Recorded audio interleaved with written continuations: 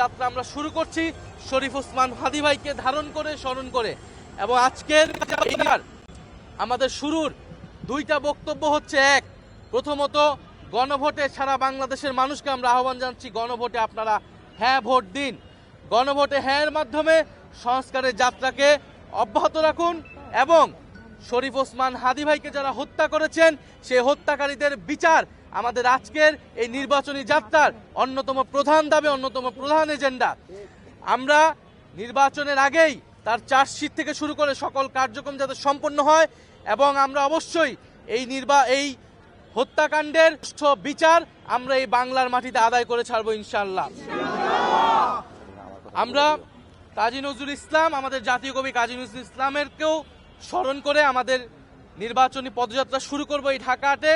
এবং আপনারা জানেন এই ঢাকা ৮ এলাকায় জাতীয় নাগরিক পার্টি এনসিপি এবং 10 দলীয় ঐক্যজোটের পক্ষ থেকে আগামী নির্বাচনে সংসদ পদে প্রতিদ্বন্দ্বিতা করছেন জনাব Nasir Uddin Patwari.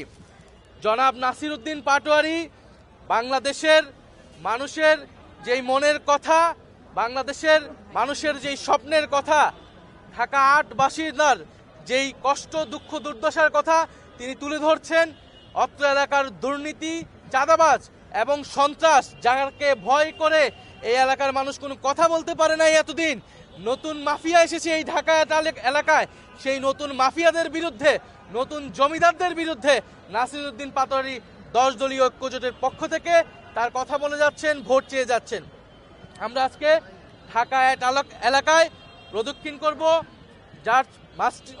March for justice আমরা করব এবং আমরা মাধ্যমে আমরা আমাদের নির্বাচনী পদযাত্রা সারা বাংলাদেশের মানুষের প্রতি আমরা আহ্বান জানাচ্ছি, আপনারা 10 দলীয় ঐক্যজোটকে বিজয়ী করুন, 10 দলীয় ঐক্যজোটের মার্কাকে বিজয়ী করুন এবং জাতীয় নাগরিক পার্টি এনসিপির সারা দেশে যেই 30 জন প্রার্থী রয়েছে সেই 30 জন প্রার্থীকে শাপলা কলি মার্কায় বিজয়ী করে সংসদে পাঠান।